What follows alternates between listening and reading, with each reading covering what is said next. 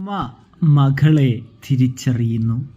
അങ്ങനെ വൈജയന്തിക്ക് മുന്നിലെത്തിയ അലീന പോവുകയാണ് എന്ന് പറയുകയാണ്.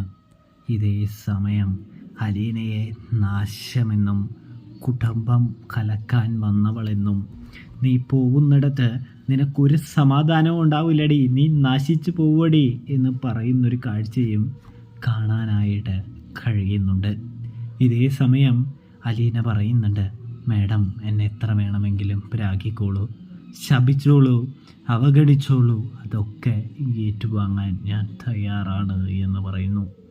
ഇതേ സമയം മാഡവും ഒരുപാട് തെറ്റുകൾ ചെയ്തിട്ടുണ്ടല്ലോ അല്ലേ?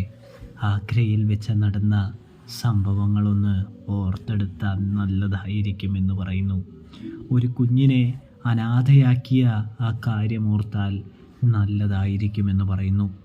സത്യം പറഞ്ഞു കഴിഞ്ഞാൽ നിങ്ങൾ എനിക്ക് മാഡമൊന്നുമല്ല, നിങ്ങളെനിക്ക് ജന്മം നൽകിയ എൻ്റെ അമ്മയാണെന്ന് വൈജയന്തിയോട് അലീന പറയുമ്പോൾ വൈജയന്തി ആകെ തകർന്നു പോകുന്നുണ്ട്. പ്രേക്ഷകരെ, എന്ത് പറയണമെന്നറിയാതെ തൻ്റെ സ്വന്തം മകളെയാണല്ലോ, തൻ്റെ ചോരയെ തന്നെയാണല്ലോ താൻ ഇത്രയും നാൾ വേദനിപ്പിച്ചത്, കളിയാക്കിയത്, അപമാനിച്ചത്, വിഷമിപ്പിച്ചത് എന്ന ബോധ്യം വലിയ ഒരു വിഷമത്തിലേക്ക് വൈജയെ കൊണ്ടെത്തിക്കുകയാണ്.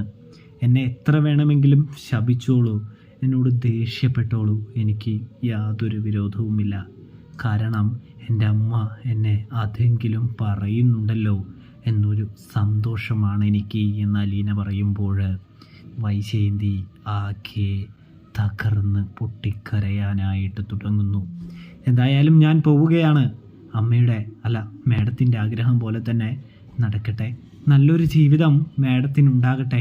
ഞാൻ പോയി കഴിയുമ്പോൾ മാഡത്തിൻ്റെ ജീവിതത്തിൽ ഉണ്ടാകാൻ പോകുന്ന വലിയ ദുരന്തങ്ങളൊക്കെ ഒന്ന് ആലോചിച്ചാൽ നല്ലതായിരിക്കുമെന്ന് പറഞ്ഞുകൊണ്ട് തന്നെ അലീന വൈജയുടെ അടുത്ത് നിന്ന് പോകുന്നൊരു കാഴ്ച കാണാനായിട്ട് കഴിയുന്നുണ്ട്. നേരെ വൈജയുടെ അമ്മയുടെ അടുത്തേക്കാണ് അലീന പോകുന്നത്. മുത്തശ്ശി, ഞാൻ പോവുകയാണ്. ഇനി ഞാൻ എന്തായാലും ഈ വീട്ടിൽ ഉണ്ടാവുകയൊന്നുമില്ല. അതുകൊണ്ട് തന്നെ ഞാൻ അവിടെ നിന്ന് വേറെ സ്ഥലത്തേക്ക് പോവുകയാണ്. എൻ്റെ യഥാർത്ഥ അച്ഛൻ്റെ കൂടെ പോവുകയാണ് എന്ന് പറഞ്ഞു പോകുന്നു. മോളെ, പൊന്നുമോളെ, നിന്നെ ഒന്ന് കെട്ടിപ്പിടിക്കാൻ പോലും ഈ അച്ഛമ്മയ്ക്ക് പറ്റുന്നില്ലല്ലോ എന്ന് പറഞ്ഞുകൊണ്ട് തന്നെ സാവിത്രിയും പൊട്ടിക്കരയാനായിട്ട് തുടങ്ങുന്നു.